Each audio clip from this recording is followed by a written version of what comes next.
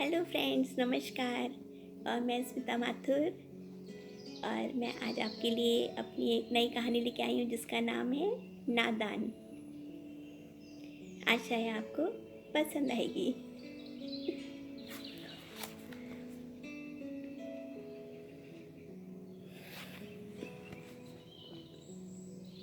अपनी छोटी सी बच्ची को मैंने सीने से चिपका लिया था। इसको मैं हर बुरी नज़र से बचाऊंगी। शुरू से ही अच्छे बुरे का अंतर और दुनिया की ऊंच नीच सिखाऊंगी, जिससे उसे कभी जीवन में धोखा ना खाना पड़े। प्यार और प्रेम की झूठी मृत तृष्णा में फंसकर कहीं वो अपना जीवन न बर्बाद कर ले। और मैंने फिर से उसे भींच कर अपने दिल से लगा लिया था। बीता हुआ कल मेरी आंखों के सामने से किसी गर्म तीखी हवा के झोंके के समान गुजरने लगा।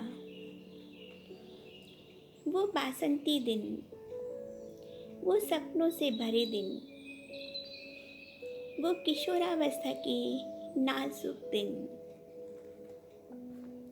मैं मम्मी पापा की इकलौती संतान, बचपन से लाड़ प्यार में पली। अक्सर मेरी सहेलियां मुझे छेड़ती, तुम कितनी गोरी, सुंदर और स्मार्ट हो, ज़रा बच के रहना। और मैं शर्म से लाल हो जाती। किशोरावस्था के उन मीठे दिनों में मैं अक्सर आईने में स्वयं को देर तक निहारती रहती और स्वयं पर ही मुग्ध हो जाती। तो ऐसे ही कल्पनाशीलता के समय होता है किशोरावस्था का। लंबी चौड़े कंधे, चौड़ा मुख और उस पर बड़ी बड़ी काली आंखें,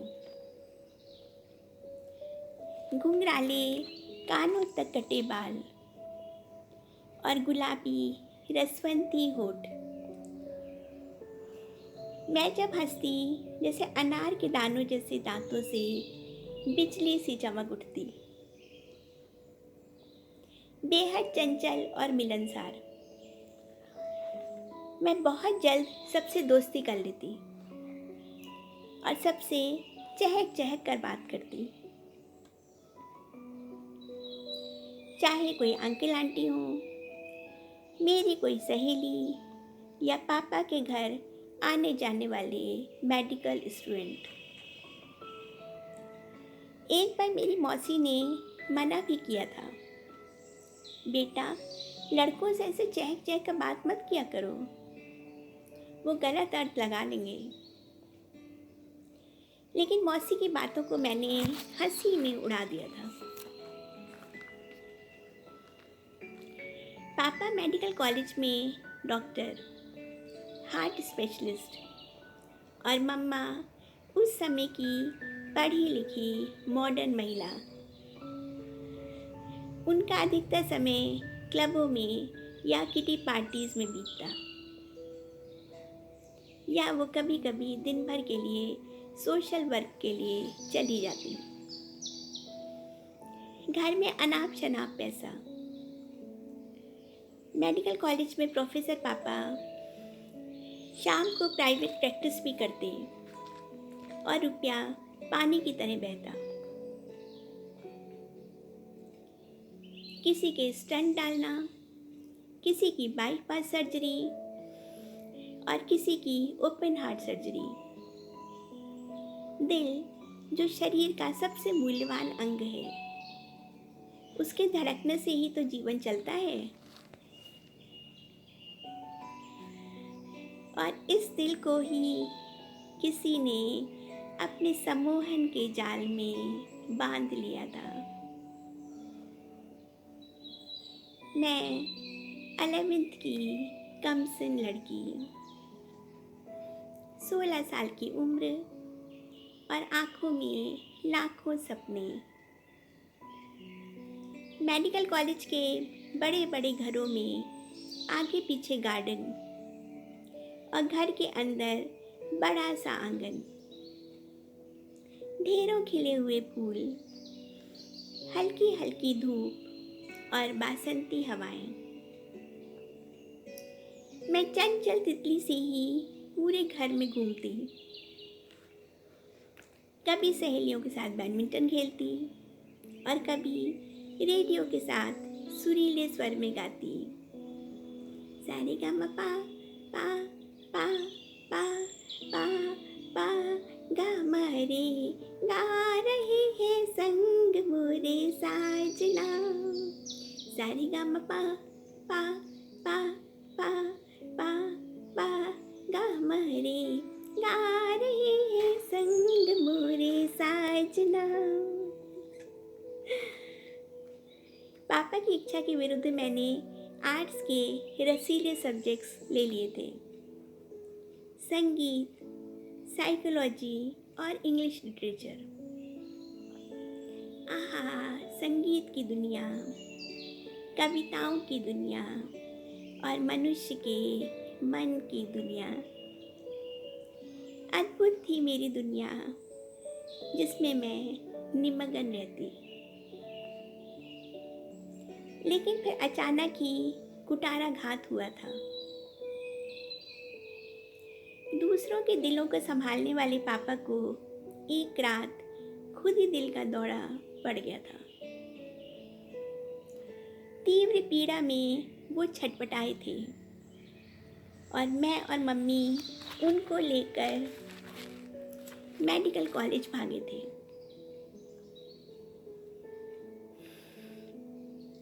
पापा के अनगिनत स्टूडेंट्स ने उन्हें घेर लिया था। सफ़ेद कोट और स्टेथोस्कोप लगाए वो यंग डॉक्टर्स अपने प्रोफेसर साहब की बच्चों के समान सेवा कर रहे थे। रात और दिन की ड्यूटी तय। मुझे और मम्मा को तो घर भेज दिया था। आंटी आप जाइए, बिल्कुल निश्चिंत होकर, हम लोग देख लेंगे डॉक्टर साहब को। और हम दोनों चुपचाप घर आ गए थे। और एक हफ्ते बाद जब पापा घर आए, बेहद दुबले और कमज़ोर हो गए थे। दर्द और पीड़ा से उनका चेहरा पीला पड़ गया था। मैं और मम्मी रात दिन उनकी सेवा में लगे रहते।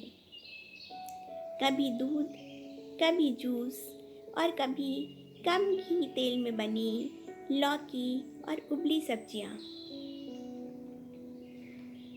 पापा के लाल गाल मुरझाते चले गए। शायद हॉस्पिटल की हैवी ड्यूटीज, रात बेरात की भाग दौड़ और समय असमय का खाना ही उन्हें दिल की बीमारी दे गया था।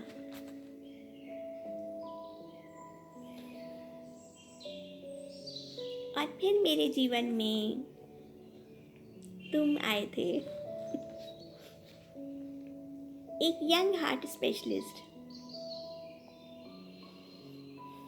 जो रोज शाम को अस्पताल से लौटते समय पापा को देखने आते। मुझसे कम से कम 12 साल बड़े। तुम्हारी निगाहें मुझे ही ढूंढती रहती और मैं भी तुम्हारी मुग्ध दृष्टि के सम्मोहन में बंधती चली गई थी।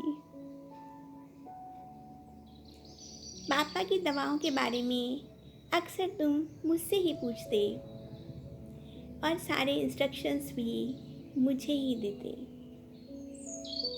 और मैं जैसे किसी इंद्रधनुषी सपने में डूबती चली गई थी। तुम्हारा लंबा चौड़ा व्यक्तित्व और भोला चेहरा जैसे मुझे किसी और ही दुनिया में ले जाता। गोरा चौकोर चेहरा, बड़ी बड़ी आँखें और माथे पर झूलती काली लटें। भोले चेहरे पर हमेशा हंसी खिलती रहती। और धीरे से जब तुम मेरे सपनों में आने लगे, मैं मुग्धा नायिका बन गई थी।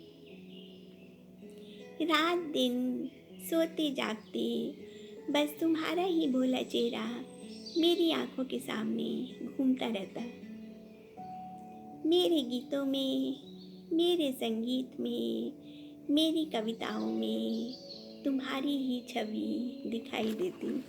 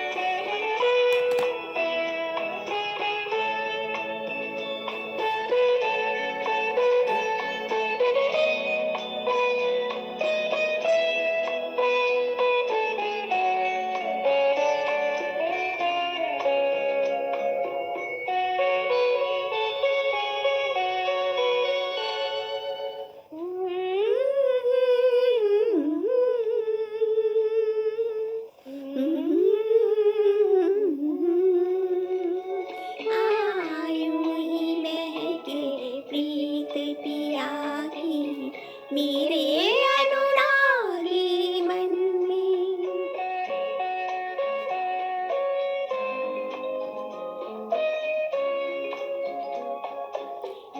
रजनीगंधा फूल तुम्हारे महके यूं ही जीवन में, यूं ही महके प्रीत पिया की मेरे अनुरागी मन में।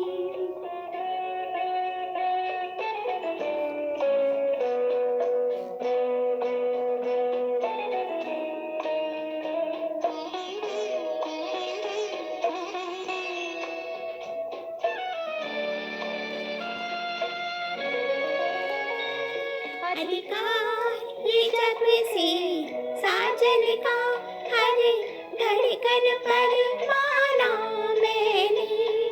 आंटी आंटी आप कहानी सुनाओगी? जरूर सुनाऊंगी। इधर आओ। बोलो कौन सी कहानी सुनोगे? तोते और बंदर की।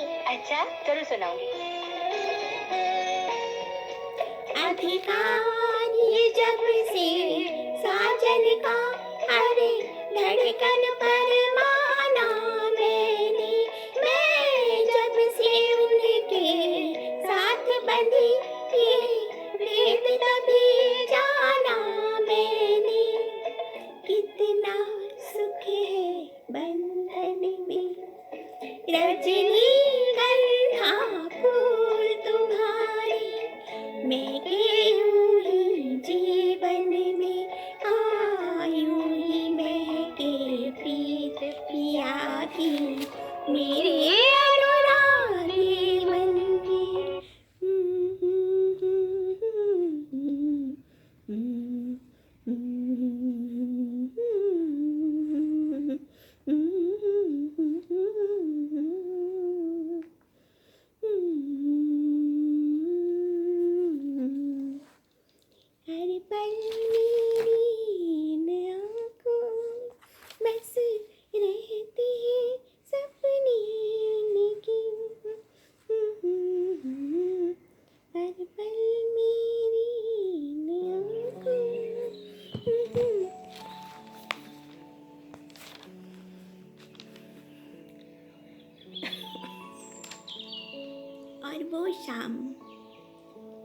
उस शाम को मैं कभी नहीं भूल सकती।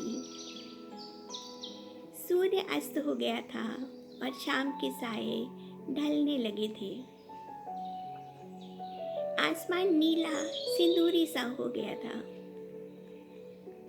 और काले काले बादल छा रहे थे। पापा दवाओं के प्रभाव में गहरी नींद सो रहे थे और मम्मी मन बदलने के लिए दिन भर के लिए शहर में रहने वाली मौसी के घर चली गई थी।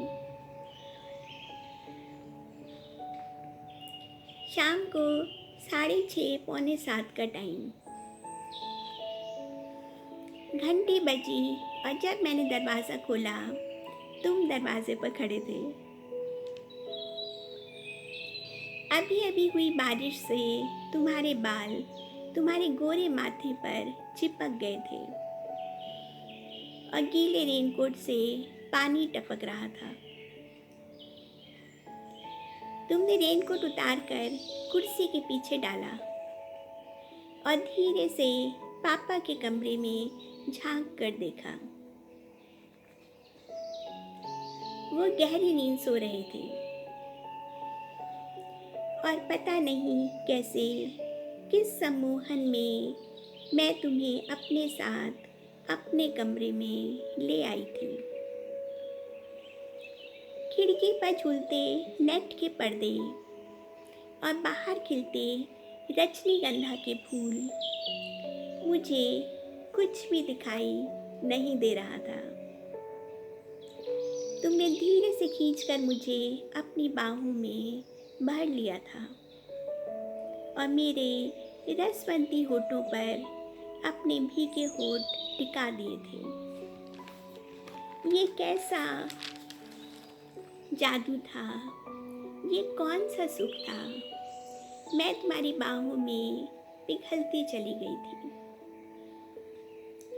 धीरे धीरे पिघलती मोमबत्ती की तरह। तुम्हारे तन की आँच ने मुझे बेसुध कर दिया था और मुझे तब होश आया था जब तुम धीरे से दरवाज़ा बंद कर चले गए थे। मैं एक अजीब नशे में बेसुध बिस्तर पर पड़ी रही थी और बाहर पानी बरसता रहा था। चलिए अब इसके आगे की कहानी नेक्स्ट एपिसोड में, और आशा है आपको ये कहानी पसंद आ रही होगी। तो बस मिलते हैं अगले एपिसोड में। Okay bye, see you.